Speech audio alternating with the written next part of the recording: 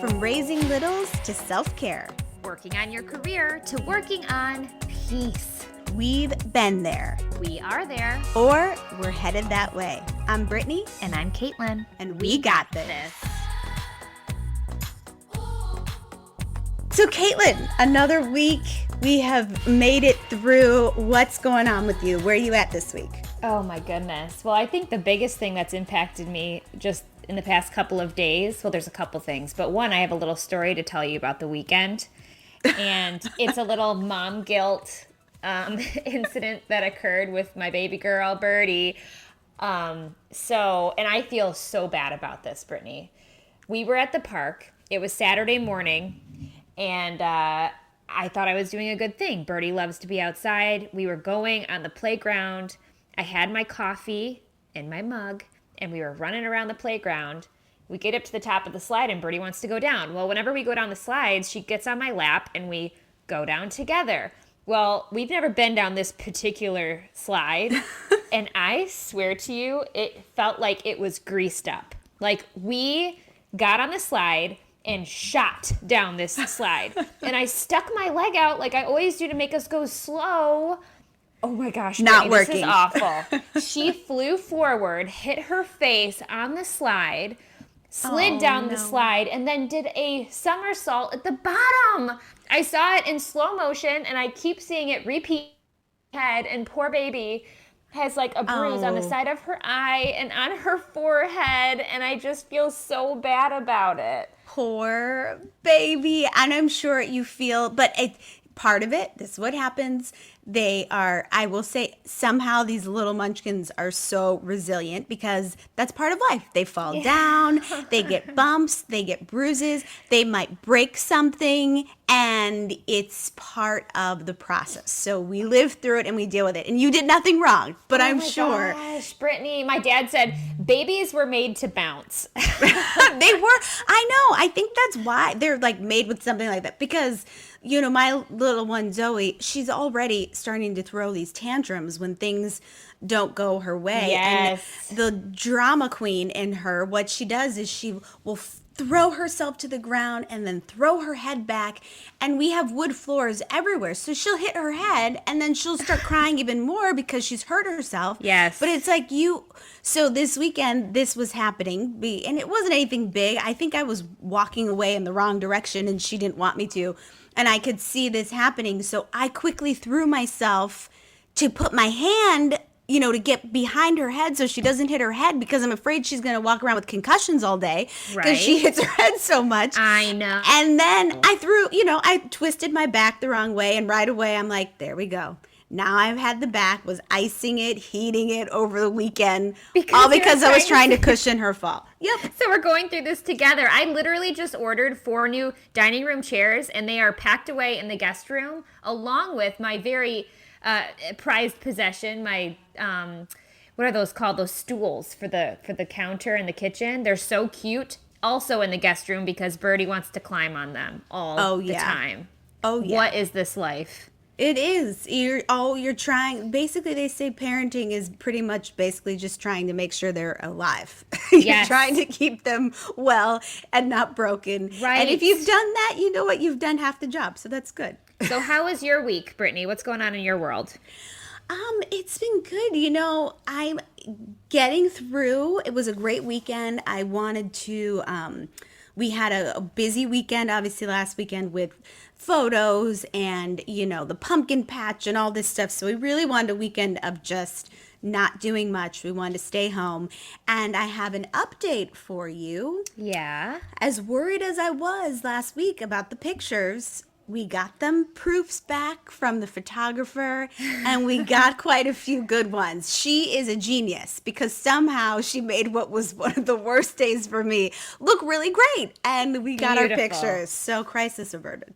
We talked on the phone the other day, and you asked me, so, like, what's new in your life, and what's going on, and what are you excited about? And the thing that came to mind, which I've talked to you about a million times, is finances. But you guys, since coronavirus happened, we refinanced our house. got a great rate, which I think a lot of people did this. Yes. Paid off our cars, so we don't have a car payment. So moving into the month of November, I'm very excited because my husband and I both have student loans to pay off still, which I think a lot of people, again, are in that boat.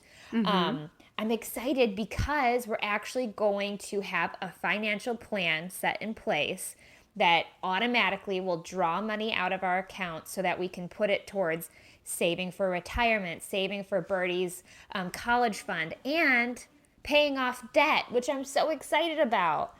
No, first off, I love how you guys really have a plan. See, talking about finances sometimes is like my worst nightmare. But yes. but yes. No, but the plan that you said is actually something that a friend had suggested to me as well, and we have started doing that. My husband and I over the past couple of months, and taking a portion of every paycheck. So whether you get paid weekly or bi-weekly, and putting like a portion. So we decided on what the dollar amount was going to be, and it just comes out and it goes into that specific account, and it's just to keep going and saving. So you don't worry about it, you don't see it, you're not thinking about it, but it's going there. And ever since we did that, he was saying like it's amazing how much and how quickly that adds up and what you've put away. And that I think is such a smart plan. Because you don't see it going. Like before we were saying, okay, whatever's left over at the end of the month, we'll put it into savings. Well, girlfriend, that does not work for me because if it's there, it's going to be spent. So I set up this new checking account, which I don't know if you know this, but like, obviously you probably do. I'm new to the game, but with your checking account through your bank, you can open a second checking account that will automatically draw money or just move it around, really. So it's not available in your main checking account. So that's what we're going to do. And I'm so excited. And I know I talk about Dave Ramsey all the time. You do. He's one of your favorites. He is. You always are talking. You always have some tip or something, but I know you listen to him a lot. But he always says good advice. Yes. And his baby steps. So podcast, big fan of his. And the first one was just to save an emergency fund, and I'm on baby step 2, where we're going to pay off this debt. But it's based on momentum and psychology, so small wins, and it snowballs into the next debt, and eventually you will be debt-free. And I think all of this is based on emotions and your thoughts and your feelings, which is why we have the best guest to come on the show today. I know, because we've never really ventured into really having like a financial planner or anyone like that. A lot of the stuff that we've done so far has just been us as couples talking. But I think, it's important to have someone to help guide you. So I'm so excited about our guest and what she's going to offer to us and all of our listeners today. So today we have best-selling author Julie Murphy. She wrote the book, The Emotion Behind Money. Thank you for joining us, Julie. Thank you so much for having me. Well, we are so excited. There's so much to talk about. And I have to say, I'm warning you now, when it comes to finances, it is like a scary thing for me. I'm in that boat where I'm like, okay, I don't even want to go there. When it comes up as a discussion with me and my husband, I'm like, stop. It's like the anxiety meter is risen. I'm sure I'm not the only one. But let's talk. So people have talked about you and have said that you are kind of this financial healer. So how do you go about doing that? Trying to work with your clients and helping people, kind of heal them when it comes to their financial issues or some of their financial woes when it comes to even, dealing with that topic. Yeah, so what I found, early on in my career is that there is so much shame, blame, guilt, and judgment around money in our society that my finance training actually taught me that, left brain linear answers, should be the right answer, right? It's the fiscally prudent thing to do. But to your point, you wouldn't have all this anxiety and everything if that was the only part of the picture.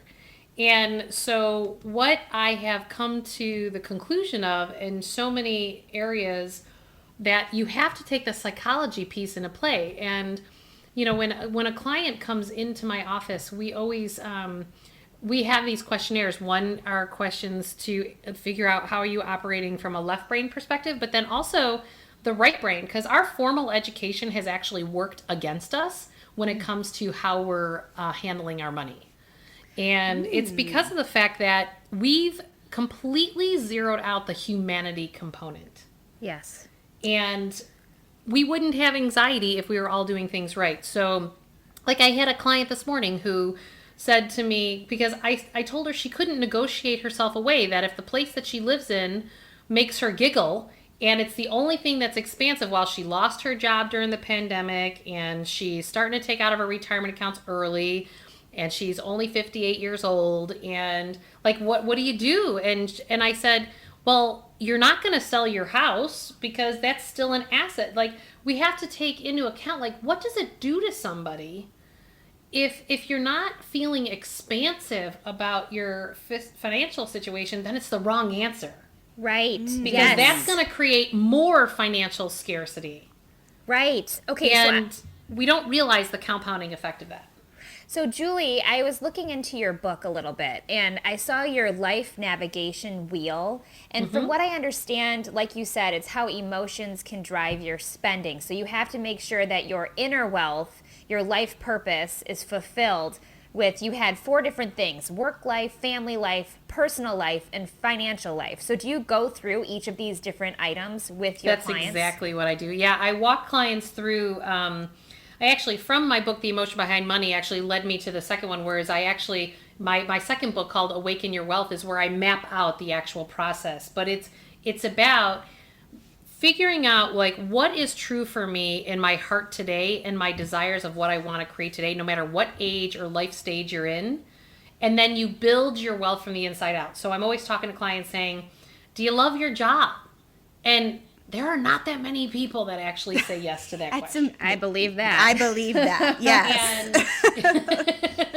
And I'm like, well, why would you spend most of your time somewhere that you absolutely hate? Like, okay, well, we need to right size that. I'm like, if it was your dream job, what would it be? And then I start brainstorming with them of like, what's the dream? What's the ideal world? And they're like, and the problem is then we sit there and we go, but. And I literally say, no buts, no coconuts. Like, no. Like, let's not do that, because it's so important, because we matter. Like, you have to decide that self-love and self-care actually matter in your financial process. Well, that I think is... Well, you pick up that point, because I think that's something that I think I would do too, is say, well, I'm not maybe happy in this state and I want to leave here. But like you said, I can't, because if I do, then how are we going to pay these bills or what we need to do? So how do you separate those things? Because I think, I know you said it's kind of you really have to think about the quality of life that you want to live and what it is you want to do, not so much focus on the money and possessions. But what happens when that quality of life is still tied in with money? Well, the quality of life is always tied in, right? But it's about the fact that make decisions. I always tell people, like, you have to allow yourself the space to walk across the bridge. Because if you could get there easily, you're not going to get there overnight. Like, it's not the snap of a finger. Very few people would throw like a meteor on their life and, just completely move out of state and start all anew, right? We're used to these lifestyles. We're used to the way we are in interfacing in the world. And it's like, well, if you really desire, like, I had one client as an example who he lived out in the far west suburbs in Chicago, but he worked, downtown, making really good money, but he never saw his children ever, because he left before they got up and he came home after they went to bed. Right. And he's like, that's not the life I want to create. He goes, but I can't. So we figured out how he could buy a house in a more expensive neighborhood, rent out his current house in the far west burbs, and then we bought the house. We figured out the bridge and what time frames, and then he went for the search of the house and the numbers that we created. And then I will never forget the night that this man called me when he read the first bedtime story to his kids in a couple years. Oh. And you know what? It was like, that had nothing to do with the money, but yet we had to organize the money, but it was about putting his 3 daughters to bed. Right.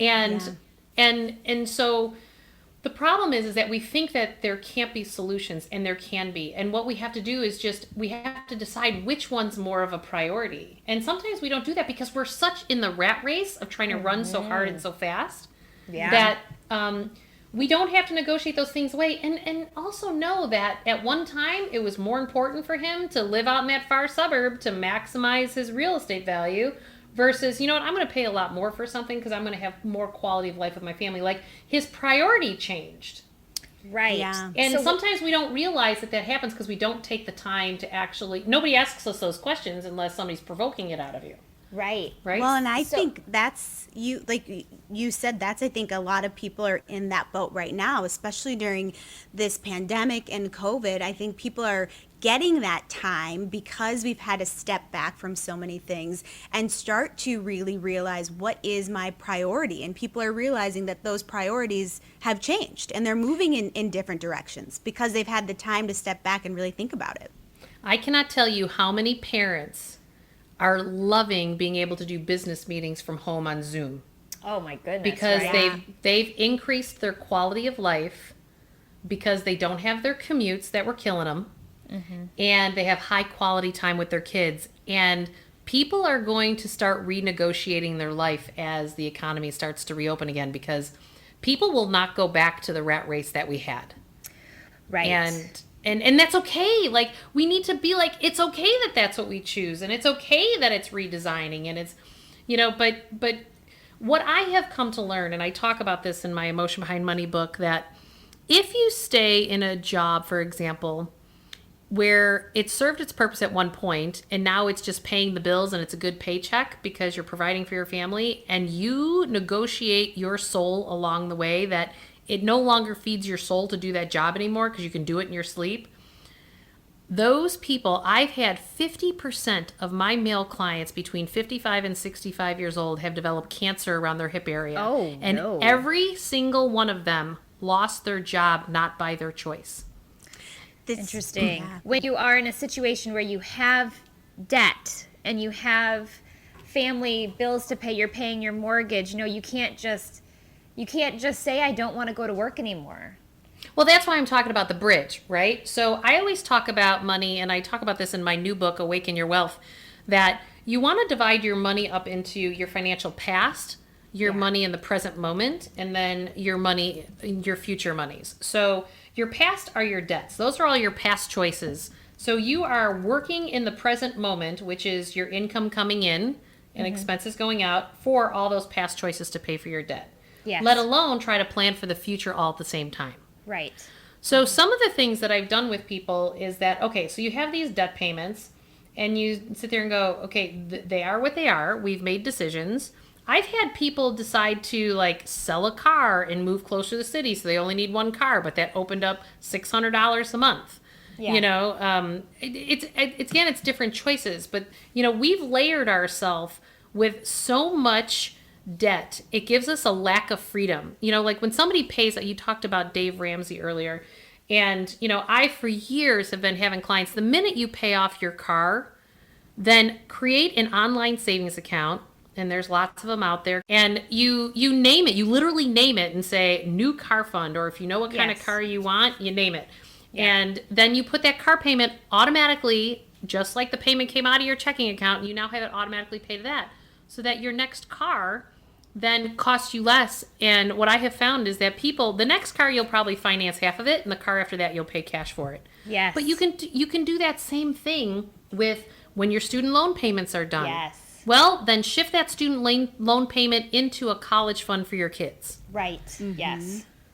You know, that snowball effect, which another question that I had reading over some of your points, and I thought this was so interesting, how your upbringing, how you were raised, how your parents handled money, how can that affect you and how you spend money today?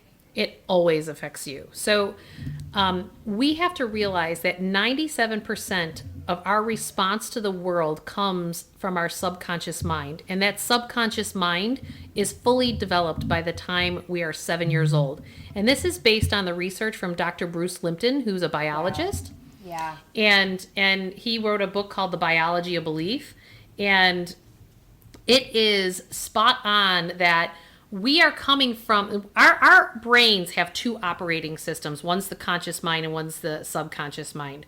And all the ways we behave around money have everything to do with our subconscious minds. And that's the communities we grew up in and the environments in our own households will mold exactly how you respond. And it'll also be the spouse that you attract.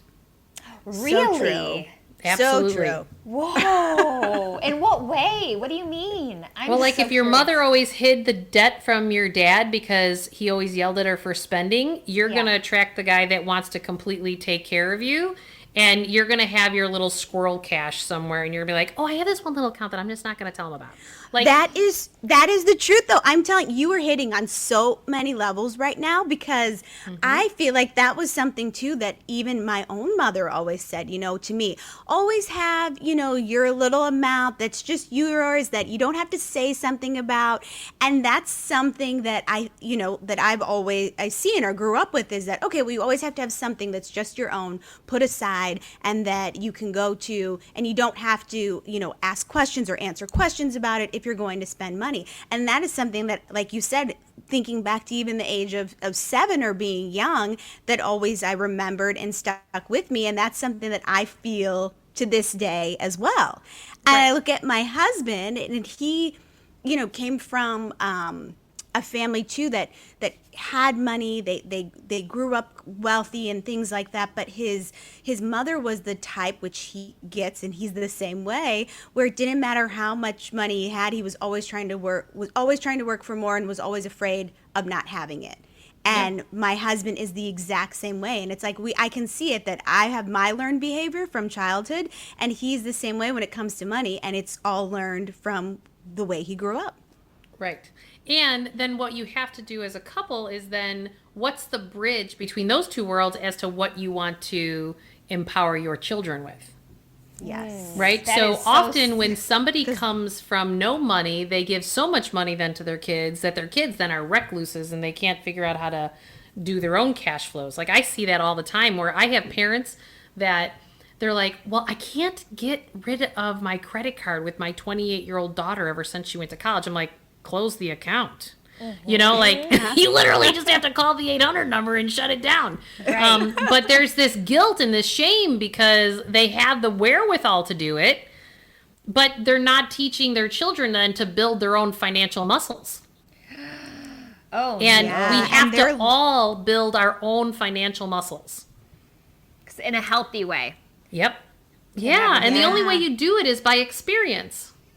My daughter, my 7-year-old said to me the other day, she goes, Mom, I don't understand why we can't go to Target. You just got to pull that thing out and slide it. It works every time. And I was like, they pick up on that so early, though. It is. I mean, mine's 4, and she will say, can you get me this princess dress? Can you just buy it for me? Can you just buy it? And I said, well, no, we can earn that, though, by doing something good, or by doing, good behavior. It's something that we can work towards, or we can put that on the list for something special. But it is, and she'll say, just buy it, Mom. Can we go buy it? Can we go to the store and get one?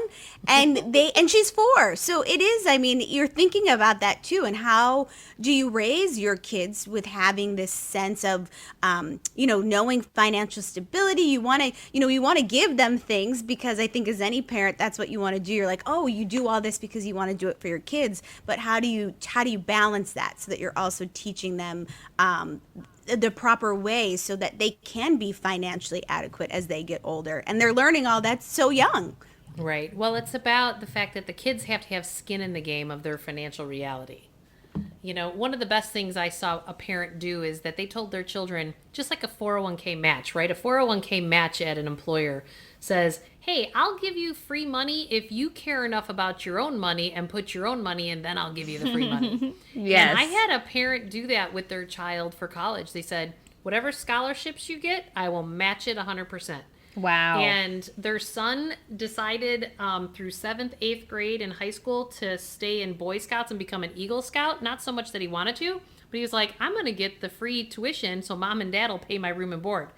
And that's exactly what happened. And then their daughter, their second one, figured it out and said, she goes, I want to go get my master's after my undergrad. So how do I do that? So she kept playing the cello. And she got a full ride for undergraduate at Drake University. And then they asked her to keep playing in the symphony to get her master's. And then so she wound up graduating at 26 years old with a PhD in pharmaceutical sciences, coming out then making $130,000 a year with no student debt. That is incredible. Wow. With a normal working class family, because their parents forced their children to have skin in the game in their decisions. Right. Okay, so to be a healthy financial role model for your kids, is there a certain way to put your ducks in a row for everybody, or is everybody's situation different? Do you have like a procedure that you go through with each person? Well, it's not necessarily about get this done, that done, and that done. It's more about you have to let your desires actually be the catalyst, because my desire will be different than your desire, right? So you have to really be clear in what it is that you want to create and what you desire, because I have some people, I've learned through the years, I don't assume what people want to do for their families, because I've heard answers all over the map on many different topics, whether it's retirement or inheritance or kids' college and cash flow and debt management. There's answers all over the board. So it's about, what I really stress with people is, where do you see yourself in 3 to 5 years? What would you desire to have in your work life, in your family life, your personal life? I love that. Yes. And people always ask me, because they're coming to a financial planner, they say, well, what do you mean financially? I'm like, no, I don't care. I don't care if it's in your job or whatever. No one ever talks about the money in the 3 to 5 year window. They talk about what their dreams are in the 3 to 5 year window. Yeah. It's never about the money. And then, but the money comes when they go, but it's always the but. It's always the but. I want to do this, but can I do it or make that chance? Or, some people's dreams or the things that, they really want to do or that they're passionate about, they don't know how to do that and also, make the money that they need to provide for their family or pay their house note or pay off that student loan debt. But it's amazing, though, I think, when people are really driven, though, and going towards something that they're passionate about, and then that can come. And it's setting up kind of to get to that point. Like you said, allow yourself to walk over the bridge. So if that's something you want to do, it might not be a quick walk across the bridge, but you can get to that point. That was, and along with that, Brittany, I did do some reading about your emotional health and how when you're emotionally stable and you're fulfilled in your life outside of possessions and materialistic things, if you're fulfilled, then you won't feel the need to purchase things, and you can be more disciplined you won't create with a your spending money. hangover. A spending hangover. That quick little dopamine rush. Yep. Every time you buy something new. Yep. Well, what happens when people do get their dreams fulfilled? I always say we either work things out or we act it out, and we do it through our money, through our health, and our relationships. And when we're emotionally trying to process something, some event that happened typically before age 7, that's what formulates how we are interfacing in the world, then it's acting its way out in one of those 3 forms. And that's, if you're sitting on a lot of debt, it's because there's something that you're not coping with from that. And a lot of people don't even know what it is. And over time, when you no longer create more debt and you start to create a stabilized system, and you kind of go, oh, well, then what it does is it allows your feelings to come to the surface, and then you go through and you feel your feelings. Like, there's a lot of people that are in marriages that aren't really healthy, and they spend and go on these vacations and buy these big houses because they're trying to compensate for something else that's missing in their marriage. I mean, I can't tell you how often I'm sitting there as like a marriage counselor. Yes. And it's like, well, what's going on between you two? When was the last time you went on a date? And they look at me, and I'll say to the guy, I'm like, well, how's your bride? And he goes, my bride? It's been 20 years. And I'm like, she's still your bride. Aww, And they kind of, because we all do this, right? And so when you're not emotionally being fulfilled, it acts out in the money, it acts out in your debt. Your levels of debt or spending hangovers, whether you're creating debt or not with the spending, but often it is. So, Julie, for people who are listening in, what is the one thing that you would want them to really take away from this? You can have the desired life that you want right here and right now. You just have to take the next right step to get you there. No one is pigeonholed into anywhere that they're at. There's always, always, always a way out. Wow. This has been so great. Julie, I thank you so much for stopping in and talking with us and with our listeners. I mean, I know I've taken so much out of it, and I know everyone else is getting something out of this too. I feel like we could go on for hours about this because there's so much we want to say and talk about. But that was Julie Murphy, the best-selling author from The Emotion Behind Money. And thank you again. Such a great chat. Thank you.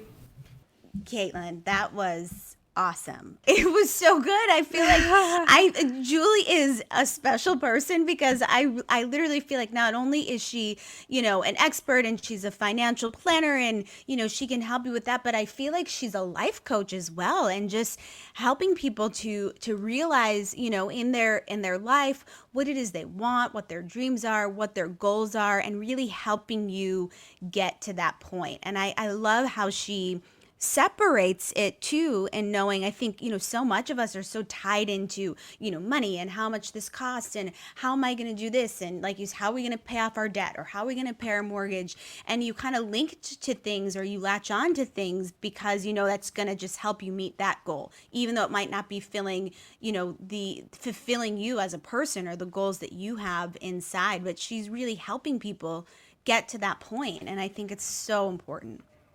Yeah, it was interesting. I mean, you hold so tight to this idea of what you have to do in order to check off the list of financial goals or whatever you have going on. And like you said, so many people think that they have to continue to go to the job that doesn't fulfill them so that they can pay for their kids to go to college, but life is so short, and maybe, just maybe, you could accomplish those goals while at the same time fulfilling your soul and your need inside, your emotional needs that are not being satisfied. Yeah, and I think I love how she said, allow yourself to walk across the bridge. And in my mind, it was great because it gave me this visual of seeing this bridge, and a bridge leads you from one point to the next. And the bridge might take a little longer, it might be longer, it might be shorter, but you have to allow yourself to get to that point. It's not something that's going to happen overnight. And that hit me because I am not necessarily the most patient person. That is for sure. Yes. I'm kind of someone that wants it to happen and does it now. If I have something on the list, I do it, I accomplish it, I have to get it off. But waiting and patience is not something I'm great at. But just kind of seeing that visual mental aspect of it is knowing, it takes you time. You have to walk across the bridge to get there. Right. And, and that could take some time, but you can get to that point, and allowing yourself to have that in that time. All right, you guys, from Brittany, who has no patience, to me, who has to be so strict with her budget and follow the Dave Ramsey plan. If we can do it, you got this too. Yeah, you got this. We got this. And you got it. You got this. So thanks for joining. Thanks for listening. And we're going to get through it together. That's for sure.